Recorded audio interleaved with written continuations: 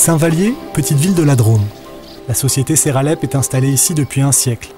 Elle y produit des composants en céramique pour les réseaux électriques à haute tension et les exporte dans le monde entier. Le système capitaliste actuel vante les vertus de l'entreprise. Elle représente un modèle d'organisation sociale, nous dit-on. Mais lorsque j'ai tenté de filmer le travail, les rapports humains à l'intérieur d'une usine, les portes sont souvent restées closes.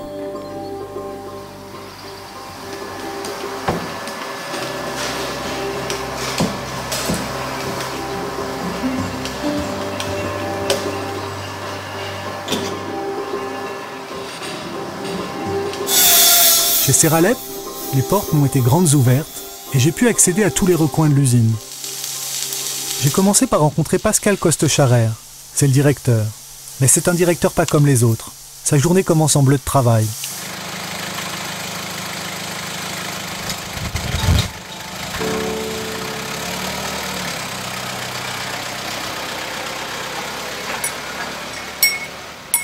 Qu'est-ce qu'il dit, monsieur Barus, la peinture? Il m'avait posé, vous allez me faire tourner bourrique. Ça, il faut que je vois ce que c'est. Vous avez la peau d'orange, c'est pas possible que ça soit... 9h30. Pascal met fin à la pause café qui permet à tous les employés d'échanger. C'est un des rituels de l'entreprise auquel il tient particulièrement. La dilution du produit, il se tenait... C'est un petit peu atypique, hein, mais on est aussi une entreprise pas très grande, hein, on a 60 salariés.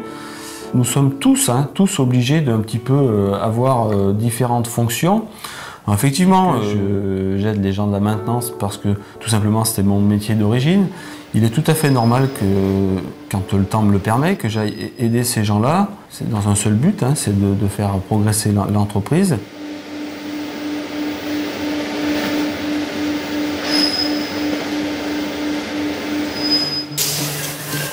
L'entreprise Seralep, elle aussi, est atypique. Dans les années 90, elle change de propriétaire tous les 2 ans pour finir dans les bras d'un fonds de pension américain. Dépecée par ce dernier, elle est mise en liquidation judiciaire en 2004. Mais grâce au combat et à la ténacité de ses ouvriers, soutenus par leur syndicat, la CGT, elle est réouverte, cette fois sous forme de coopérative ouvrière, la SCOP. Désormais, Seralep appartient à ses salariés. Les clients, de grands donneurs d'ordre internationaux tels Siemens, ABB ou Areva, reviennent et confortent le chiffre d'affaires à 6 millions d'euros.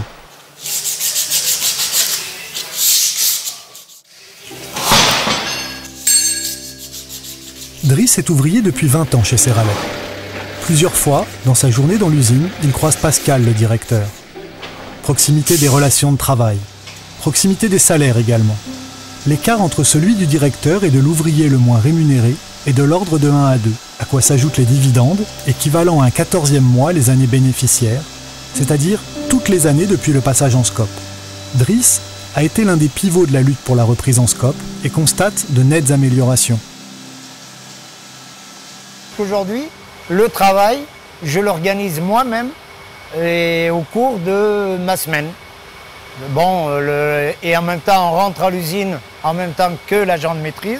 On est tous ensemble, on se voit plus souvent que par le passé. J'ai été émailleur. Mais depuis la reprise, ça fait 6 ans, j'ai repris plusieurs tâches. C'est que je fabrique l'émail moi-même, je le contrôle moi-même. Et après, c'est moi que je m'en charge à le distribuer dans les machines. Que par le passé, ce n'était pas mon travail. J'émaillais et point final.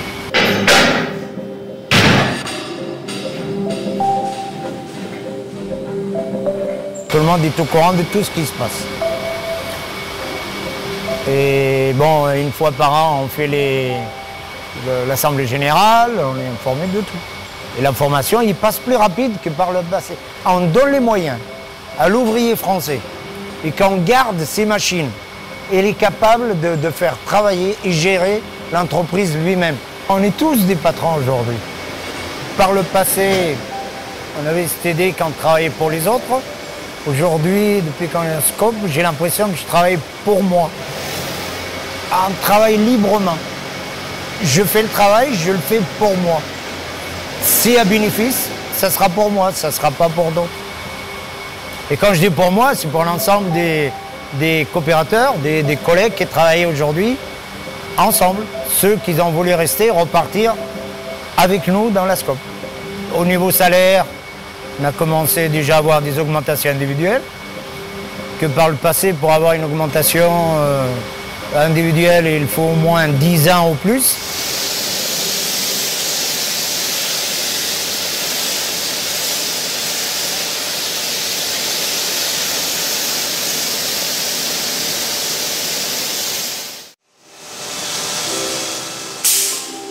Driss a pour collègue et ami Serge. Serge est agent de maîtrise et donc son supérieur hiérarchique. Mais je ne crois pas qu'il le vive comme ça. Car Serge partage son temps entre le bureau et un coup de main à l'atelier.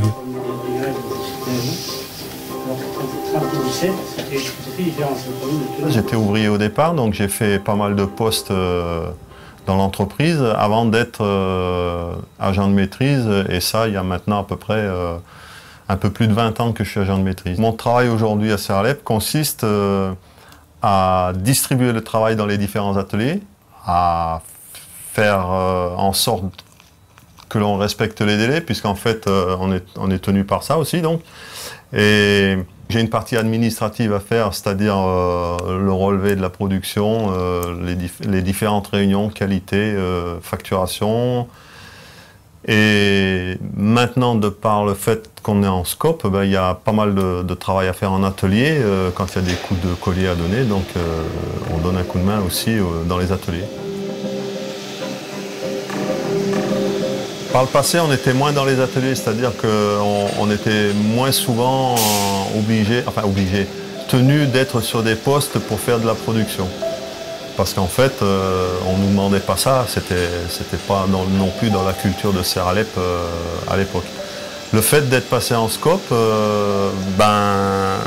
on essaye dans la mesure du possible de faire souvent avec les moyens du bord. Maintenant, on est beaucoup plus près des gars dans l'atelier. Quand il y a un problème, on est tout de suite là.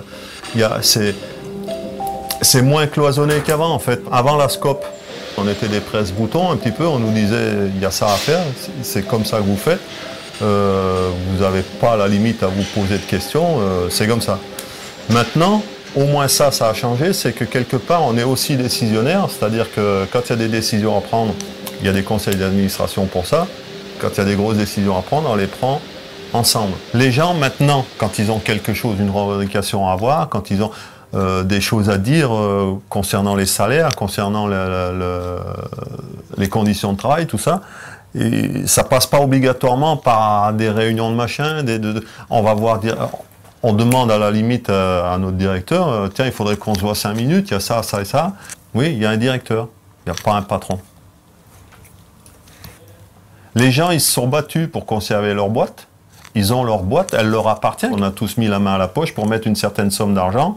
On nous a retenu 4% de notre salaire pendant jusqu'à équivalent de 3 mois de salaire brut. Donc, quelque part, la société, maintenant, elle nous appartient, à nous tous. Donc, quand il y a des choses à dire, on les dit. Et puis, il y a toujours moyen de discuter. Le besoin d'un syndicat ne se fait pas ressentir maintenant, comme c'était pratiquement une obligation avant. Pascal Coste-Charrer passe du bleu de travail à la chemise selon les besoins. Oui, bonjour, Coste-Charrer, Serralep. Lors du passage en scope de Serralep, il travaillait dans une autre entreprise. Le directeur d'alors le rappelle pour l'épauler. Pascal connaît très bien Serralep pour y avoir longtemps travaillé. Lorsqu'il revient, l'objectif est de produire 900 tonnes de céramique pour sauvegarder 52 emplois. Et aujourd'hui, donc 6 ans plus tard, on est à 60 salariés avec une production de 1200 tonnes par an. Donc on se rend compte qu'on a notre place sur le marché. C'est un site vraiment attachant. Moi, je prends beaucoup de plaisir à travailler sur site. Si je suis revenu, c'était pas pour des ambitions personnelles, mais c'était essentiellement parce que je me sentais à l'aise sur ce site. Le rôle de dirigeant, après, je l'assume. Hein. Quand des décisions sont à prendre, je les prends. Après, en fin de journée, voilà, je passerai un peu plus de temps au bureau pour faire ce boulot-là. Je dirais qu'en termes de fonctionnement, on fonctionne comme une entreprise classique. Hein. On a un conseil d'administration où des décisions sont prises. La seule différence, je dirais, c'est quand même au niveau du conseil d'administration, les gens sont élus par les salariés. On a à la fois des gens de l'encadrement et des salariés qui sont à ce conseil, ce qui permet d'avoir une approche un petit peu différente sur les prises de décision. Quand je suis revenu, en 2007, donc l'entreprise était en scope. Moi, j'ai quand même constaté une chose assez marquante, on va dire. C'était déjà la propreté de l'usine. Les choses s'étaient beaucoup améliorées à ce niveau-là.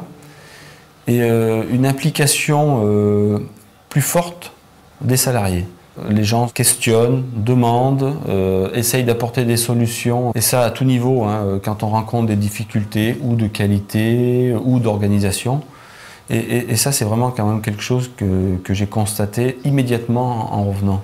On n'impose pas trop de contraintes sur les horaires des gens. On les laisse assez libres sur leurs horaires du moment où ça ne perturbe pas la production.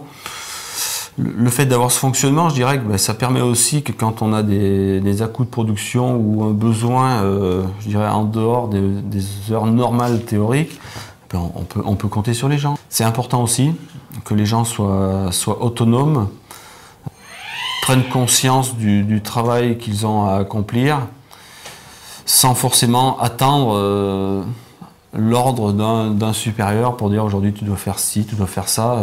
Et je dirais qu'après c'est une autogestion, hein. Il faut qu'ils se prennent en main et que la production avance.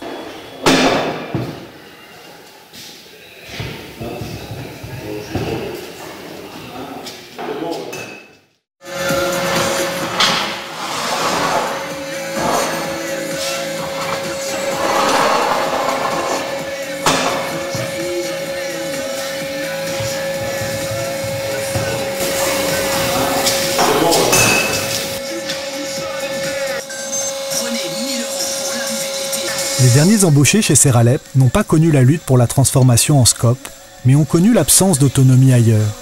Ludovic et Mathieu ne sont pas venus parce que c'est une coopérative, mais parce qu'ils cherchaient du travail. Depuis, le statut les a convaincus. Mathieu Sassoula, le dernier embauché, a mis toutes ses économies pour devenir directement sociétaire. Déjà, ce qui est différent, c'est l'ambiance. Il y a beaucoup plus d'entraide ici que dans les autres entreprises. Chacun pense pas qu'à sa gueule comme ça peut se passer ailleurs. Même entre les services, si on a besoin de quelque chose, on demande et tout le monde est prêt à nous aider. Moi je suis arrivé, je connaissais pas grand chose et finalement je peux demander à n'importe qui dans l'entreprise et tout le monde va essayer de m'aider. Donc c'est ça qui est beaucoup plus intéressant. Parce que c'est plus motivant de se dire que finalement on travaille aussi un peu pour soi et pas seulement pour des actionnaires qui ne nous connaissent même pas. Ludovic, quant à lui, est le responsable de la production. Donc l'objectif de Seralep, comme toute entreprise, c'est de continuer sur cette voie-là, d'améliorer notre production, notre qualité, nos délais, et bien sûr de faire des résultats en fin d'année pour continuer à vivre. Par contre, l'avantage d'être en scope, c'est que quels que soient les bénéfices, on ne cherche pas à faire des bénéfices exorbitants, et ce qui fait que d'une année sur l'autre, on continue à être là. Contrairement à ce qu'on peut voir dans l'actualité actuellement, où des entreprises font des bénéfices, mais ferment ou suppriment des postes. Ça aujourd'hui, l'avantage d'une scope, c'est que ça n'arrivera pas. Et je pense que s'il y avait beaucoup d'entreprises, plus d'entreprises en scope, justement ça permettrait plus de garder d'industrie en France. Et peut-être qu'il y a des entreprises qui aujourd'hui gagnent de l'argent et pourraient continuer à fonctionner en scope. Alors qu'aujourd'hui, elles sont fermées, délocalisées pour que certaines personnes fassent encore plus de bénéfices ailleurs.